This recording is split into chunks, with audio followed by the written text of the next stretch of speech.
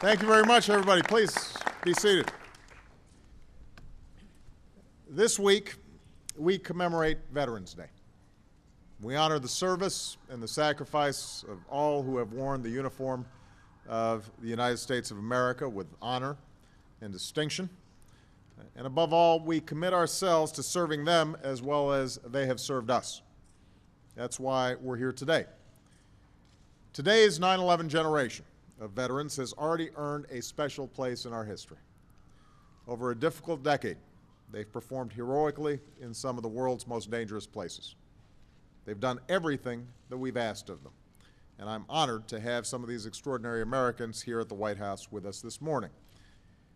I'm also proud to be joined by some of America's leading veteran service organizations: the American Legion, Veterans of Foreign Wars, Disabled American Veterans, and Iraq and Afghanistan Veterans of America, as well as members of Congress who have historically been extraordinarily supportive of our veterans. And we're here today to try to take some steps to better serve today's veterans in a rough economy.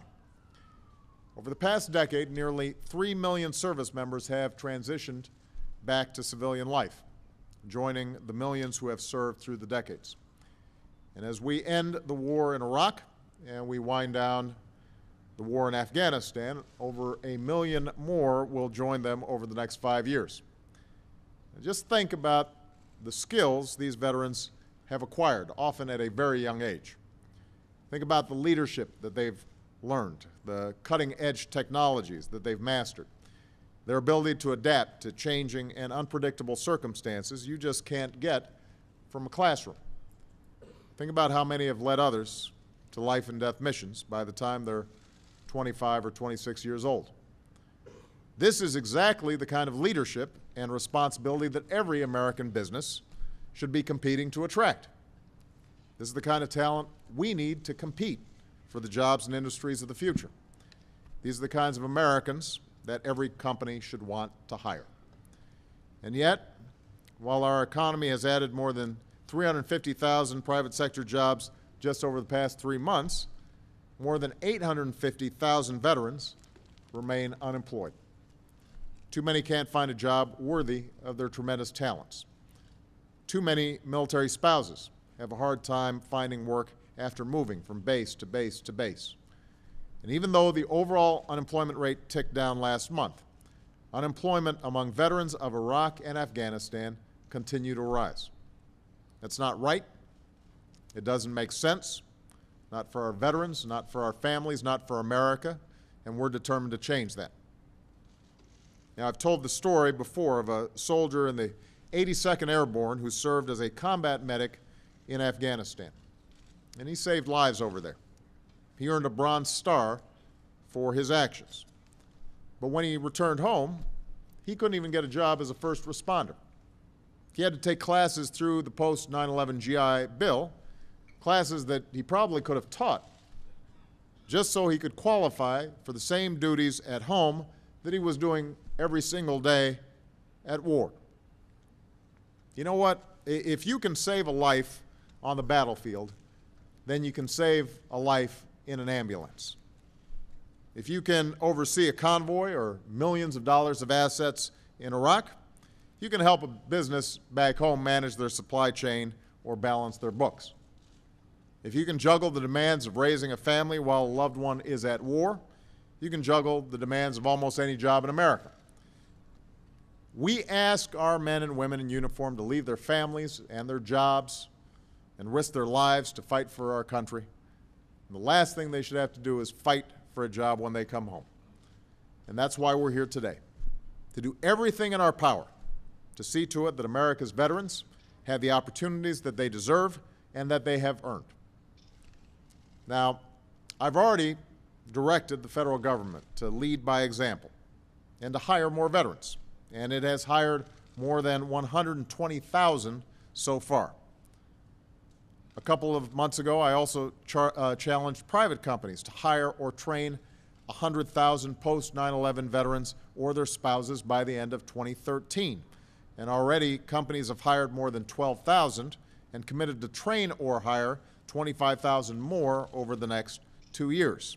And I want to thank the extraordinary work of my wife, the First Lady, as well as Dr. Joe Biden for leading this joining forces effort to support our military families and our veterans. Nearly 2 months ago, I sent Congress the American Jobs Act. It was the only jobs plan independent economists said would boost our economy and put Americans back to work right now, and it was full of the kinds of ideas that have historically been supported by both parties. It was paid for, and it included 2 proposals that would have made a big difference for our veterans. The Returning Heroes Tax Credit, which would give businesses a tax break for each unemployed veteran that they hire, and the Wounded Warriors Tax Credit, which would give businesses an even larger tax break for hiring an unemployed veteran with a disability related to their service in uniform.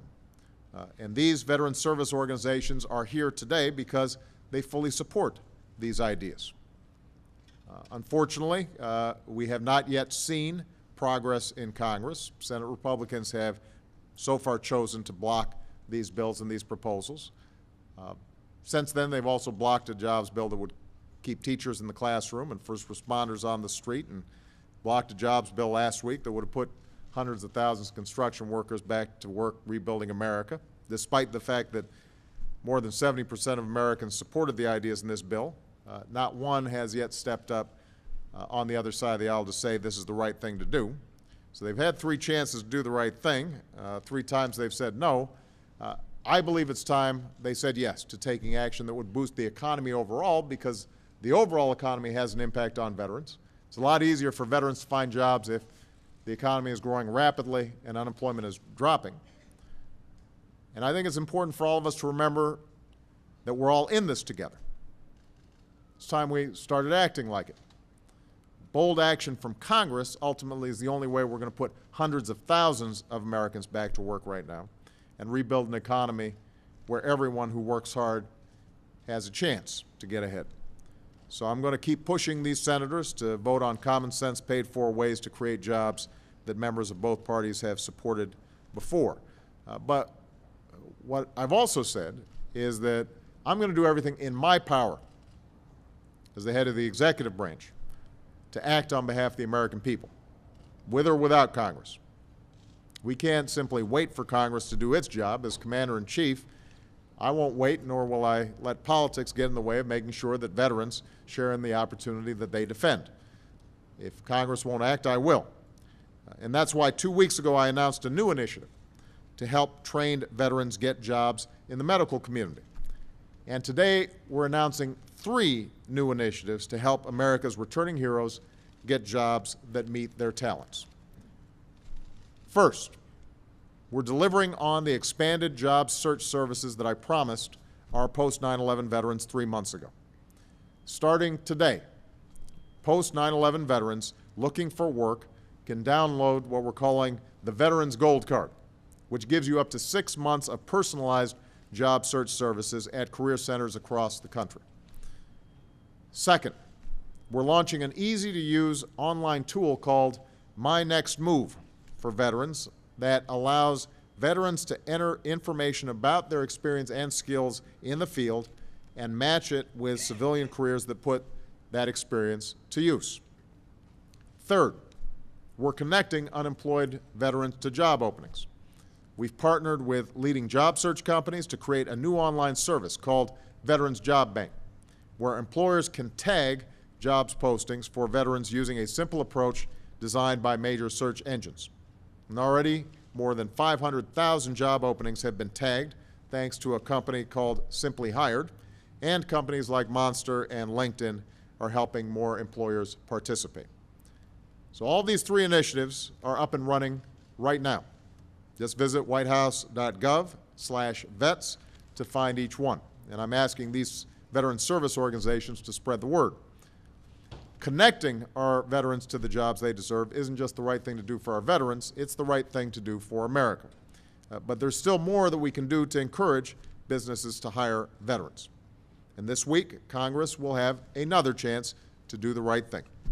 They'll get to vote on those tax breaks that I proposed back in September for businesses to hire veterans. Members of Congress, will get to say whether or not they think it's a good idea to give companies an incentive, an additional incentive to hire the men and women who have risked their lives for our country. And when I first proposed this idea, some of you remember this is a joint session of Congress, people stood and applauded on both sides of the aisle when I announced this bill. That was one of the few times both sides stood up.